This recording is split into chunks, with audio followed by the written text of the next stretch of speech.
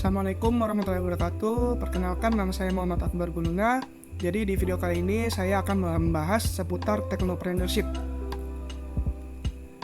Oke, berikut adalah poin pembahasan yang akan kita bahas pada video berikut ini. Yang pertama adalah technopreneurship, yang berisi tentang definisi, tujuan, dan implementasi dari technopreneurship.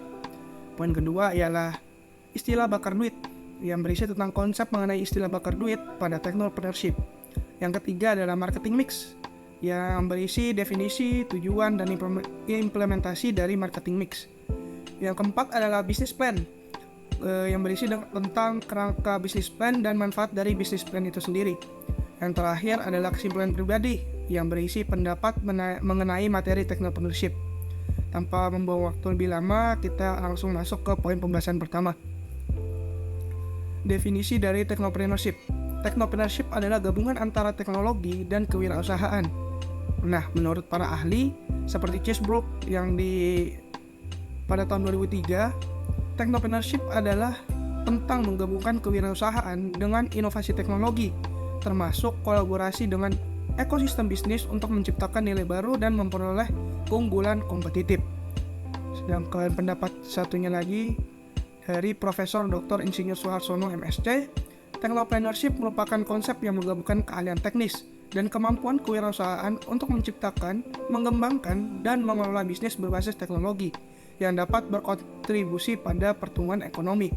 Nah, berdasarkan penjelasan para ahli tersebut, dapat disimpulkan bahwa technopreneurship adalah pemanfaatan teknologi dan kewirausahaan untuk menciptakan, mengembangkan, dan mengelola bisnis inovatif berbasis teknologi dengan tujuan menciptakan nilai ekonomi dan sosial yang signifikan. Yang kedua adalah tujuan dari technopreneurship. Tujuannya sendiri ada 5. Yang pertama adalah memahami cara mengidentifikasi peluang bisnis berbasis teknologi yang inovatif.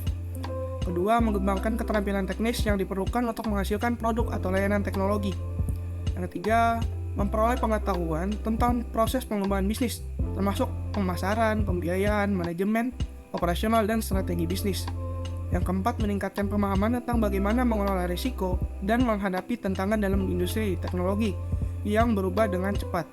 Yang kelima adalah mendorong kreativitas dan inovasi dalam pengembangan solusi teknologi yang berkelanjutan dan berdampak sosial. Selanjutnya adalah implementasi technopreneurship dalam konteks sistem informasi. Yang pertama ialah pengembangan aplikasi mobile yang inovatif untuk memudahkan akses informasi. Membangun platform e-commerce yang menggunakan teknologi kecerdasan buatan atau AI untuk menyediakan rekomendasi produk yang personal, membuat sistem manajemen inventaris berbasis cloud untuk membantu perusahaan dalam pengelolaan persediaan. Selanjutnya adalah mengembangkan solusi keamanan cyber yang canggih untuk melindungi data sensitif dari serangan. Yang terakhir adalah membuat platform komunikasi internal yang efisien untuk meningkatkan kolaborasi antar tim dalam sebuah organisasi. Oke, poin kedua yaitu konsep bakar duit. Konsep bakar duit dalam dunia startup mengacu pada penggunaan dana cepat dan efisien untuk mempercepat pertumbuhan bisnis. Istilah ini menggambarkan praktik penggunaan dana investasi dengan cara yang agresif untuk memperluas bisnis dengan cepat. Bakar duit sendiri berfokus pada pengeluaran dana untuk pertumbuhan bisnis yang signifikan dengan waktu yang singkat, dengan tujuan mencapai skala ekonomi, memperoleh pangsa yang lebih besar, atau mengambil keuntungan dari peluang pertumbuhan yang sangat cepat. Hal ini biasanya terkait dengan startup teknologi yang ingin cepat menguasai sebuah pasar. Oke, selanjutnya adalah marketing mix. Marketing mix adalah kombinasi dari 4 elemen pemasaran yang terdiri dari produk, harga, tempat, dan promosi. Ini merujuk pada strategi yang digunakan oleh perusahaan untuk memasarkan produk atau layanan kepada pelanggan. Tujuan dari marketing mix adalah yang pertama, meningkatkan kesadaran dan pemahaman konsumen tentang produk atau layanan perusahaan. Kedua, membangun dan mempertahankan citra merek yang positif. Ketiga, meningkatkan penjualan dan pangsa pasar perusahaan.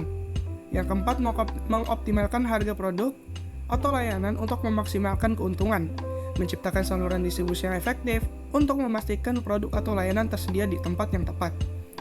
membangun dan memelihara hubungan dengan pelanggan melalui kegiatan promosi dan pemasaran yang efektif. Implementasi dari marketing mix berikut adalah 4 implementasinya. Yang pertama adalah produk.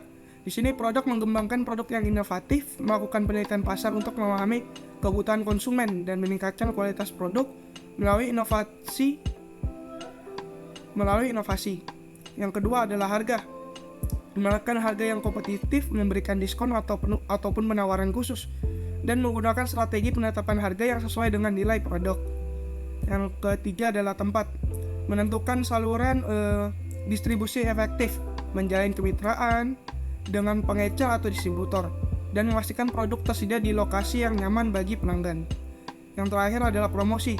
Menggunakan strategi pemasaran seperti iklan yang bisa dilalui dengan media sosial, promosi penjualan, dan kegiatan pemasaran langsung untuk meningkatkan kesadaran konsumen tentang produk atau layanan. Poin keempat, yakni bisnis plan. Bisnis plan adalah dokumen tertulis yang memiliki rencana bisnis sebuah perusahaan. Ini mencakup gambaran menyeluruh tentang tujuan perusahaan, strategi pemasaran, analisis pasar, rencana keuangan, struktur organisasi, dan langkah-langkah implementasi. Kerangka bisnis plan. Keuangan merupakan bagian yang mencakup proyeksi pendapatan, biaya, dan arus kas perusahaan. Yang kedua adalah konsep bisnis, merupakan bagian yang menjelaskan konsep bisnis secara mendalam, termasuk analisis dasar, keunggulan kompetitif, segmentasi pasar, strategi produk atau layanan, dan penjelasan tentang bagaimana perusahaan akan mencapai tujuan bisnisnya. Yang ketiga adalah operasional, merupakan bagian yang menggambarkan struktur organisasi, tata kelola perusahaan, dan proses operasional yang akan dilakukan. Yang terakhir adalah marketing, merupakan bagian yang merinci strategi pemasaran perusahaan. Ini mencakup analisis persaing, strategi penetapan harga, rencana distribusi, strategi promosi, dan strategi pemasaran digital. Manfaat dari bisnis plan sendiri ada 5. Yang pertama adalah merumuskan visi dan tujuan yang jelas. Bisnis plan membantu pengusaha dalam merumuskan visi bisnis mereka, serta menetapkan tujuan dan sasaran yang spesifik. Ini memberikan arah yang jelas bagi perusahaan dan membantu mengukur keberhasilan. Yang kedua adalah mempersiapkan pendanaan. Business plan memberikan gambaran yang komprehensif tentang kondisi keuangan perusahaan, proyeksi pendapatan dan pengeluaran, dan potensi keuntungan. Ini membantu dalam mendapatkan pendanaan dari investor ataupun lembaga keuangan. Yang ketiga, mengidentifikasi peluang dan risiko. Melalui analisis pasar dan pesaing, business plan membantu dalam mengidentifikasi peluang bisnis yang dapat dimanfaatkan dan mengantisipasi risiko yang mungkin dihadapi. Selanjutnya, mengkoordinasikan upaya tim. Business plan memberikan panduan bagi tim, manajemen, dan karyawan tentang peran dan tanggung jawab mereka dalam mencapai tujuan bisnis. Ini membantu dalam mengkoordinasi upaya tim dan meningkatkan produktivitas. Yang terakhir adalah membantu dalam pengambilan keputusan. Business plan menyediakan data dan informasi yang diperlukan untuk pengambilan keputusan yang tepat. Hal ini membantu pengusaha dalam membuat keputusan yang strategis dan mengatasi tantangan dengan lebih efektif. Oke, untuk poin terakhir yaitu kelima, mengenai apa yang saya peroleh dari mempelajari materi Technopreneurship ini. Yang pertama, saya mempelajari ilmu baru mengenai Technopreneurship, bagaimana cara kita melihat sebuah peluang di pasar. Kedua adalah cara menganalisis persaingan di pasar, dan bagaimana cara menjadi sebuah Technopreneurship yang baik dan benar. Mungkin itu saja yang dapat saya sampaikan. Terima kasih atas waktunya. Sekian dan terima kasih.